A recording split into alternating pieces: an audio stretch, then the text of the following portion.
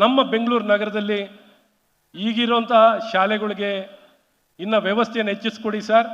ಹಾಗೆ ಇನ್ನು ಹೆಚ್ಚಿನ ಶಾಲೆಯನ್ನು ಪ್ರಾರಂಭವನ್ನು ಮಾಡಲಿಕ್ಕೂ ಕ್ರಮವಹಿಸಿ. ಉನ್ನತ ಶಿಕ್ಷಣದಲ್ಲಿ ಒಂದಿಷ್ಟು ಕಾಲೇಜಿನ ಕೊರತೆ ಇದೆ. ತುಂಬ ಕ್ಷೇತ್ರದಲ್ಲಿ ಒಂದು ಕಾಲೇಜು ಇಲ್ಲ. ಹಾಗಾಗಿ ಆ ಕಾಲೇಜುಗಳನ್ನು ಕೆಲವು ಕ್ಷೇತ್ರದಲ್ಲಿ ಸರ್ಕಾರಿ ಕಾಲೇಜುಗಳು ಒಂದೂ ಸಹ ಇಲ್ಲ. ಕೆಲವು ವಿಧಾನಸಭಾ ಕ್ಷೇತ್ರದಲ್ಲಿ ಒಂದೂ ಸರ್ಕಾರಿ ಕಾಲೇಜಿಲ್ಲ, ಪಾಲಿಟೆಕ್ನಿಕ್ ಕಾಲೇಜುಗಳಿಲ್ಲ. ಇವನ್ನೇನಾರು ಪ್ರಾರಂಭ ಮಾಡಲಿಕ್ಕೆ ತಾವೇನಾರ ಸರ್ಕಾರದಲ್ಲಿ ಗಮನವಹಿಸಿ ಮಾಡುವಂಥ ಪ್ರಯತ್ನವನ್ನು ಮಾಡಿ.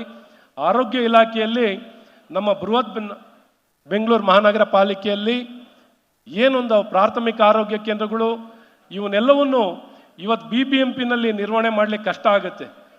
ನನ್ನ ಒತ್ತಾಯ ಏನು, ನನ್ನ ಒಂದು ಕಳೆದ 20 ವರ್ಷದಲ್ಲಿ ನಾನು ಜನರ ಮಧ್ಯದಲ್ಲಿ ಕೆಲಸ ಮಾಡ್ತಾ ನೋಡಿರುವಂಥದ್ರಲ್ಲಿ ಆರೋಗ್ಯ ಇಲಾಖೆನೇ BBMP ಜವಾಬ್ದಾರಿ ಇರ್ಬೋದು, ಆದರೆ ಒಂದು ವ್ಯವಸ್ಥಿತವಾಗಿ ಆರೋಗ್ಯ ಸೇವೆಗಳನ್ನು ಕೊಡಬೇಕು ಅಂದರೆ BBMPಯ ಆರೋಗ್ಯ ಸೇವೆಗಳನ್ನು ಆರೋಗ್ಯ ಇಲಾಖೆ ಕೊಟ್ಟರೆ ಒಳ್ಳೆಯದಿರುತ್ತೆ ಅಂತ ತಮ್ಮ ಗಮನಕ್ಕೆ ತರ್ತೀನಿ. ಇಲ್ಲದರೆ ತಾವೇ ತಮ್ಮ BBMPನಲ್ಲೇ ನಿರ್ವಹಣೆಯನ್ನು ಮಾಡಿದ್ರು ತೊಂದರೆ ಇಲ್ಲ, ಆದರೆ ತುಂಬ ಸಮಸ್ಯೆ ಇದೆ.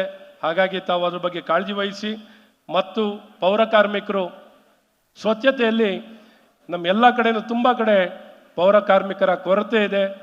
ಆ ಪೌರ ಕಾರ್ಮಿಕರ ಎಲ್ಲೆಲ್ಲಿ ಕೊರತೆ ಇದೆಯೋ ಆ ತಕ್ಷಣ ಅವ್ರನ್ನ ನೇಮಕ ಮಾಡೋವಂಥ ಕ್ರಮವನ್ನು ತಕ್ಷಣ ಜರುಗಿಸಿ.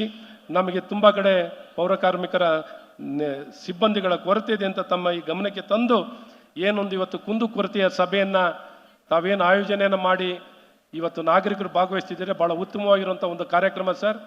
ಇದರ ಮೂಲಕ ನೀವು ನೇರವಾಗಿ ಜನರ ಜೊತೆ ಸಂಪರ್ಕಕ್ಕೆ ಬಂದು ಅವರ ಕುಂದುಕೊರತೆಗಳನ್ನು ಬಗೆಹರಿಸಲಿಕ್ಕೆ ಸಾಧ್ಯವಾಗುತ್ತೆ.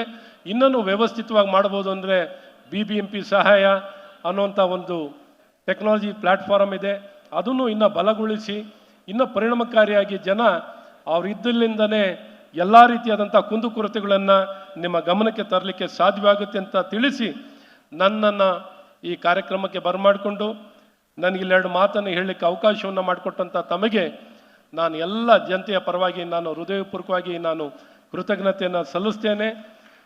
ನಿಮಗೂ ಭಗವಂತ ಕರುಣಿಸಲಿ, ನಿಮಗೂ ಒಳ್ಳೆಯದಾಗಲಿ.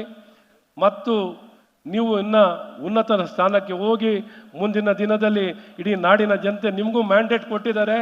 ಮುಖ್ಯಮಂತ್ರಿನೂ ತಾವಾಗಲಿ ಅಂತ ಈ ಸಂದರ್ಭದಲ್ಲಿ ಶುಭವನ್ನು ಹಾರೈಸಿ ಎಲ್ಲರ ಪರವಾಗಿ ನೀವು ಸ್ಥಾನವನ್ನು ಅಲಂಕರಿಸಿ ಅಂತ ಶುಭವನ್ನು ಕೋರ್ತೇನೆ. ನಮಸ್ಕಾರ. ಜೈ ಹಿಂದ್, ಜೈ ಕರ್ನಾಟಕ.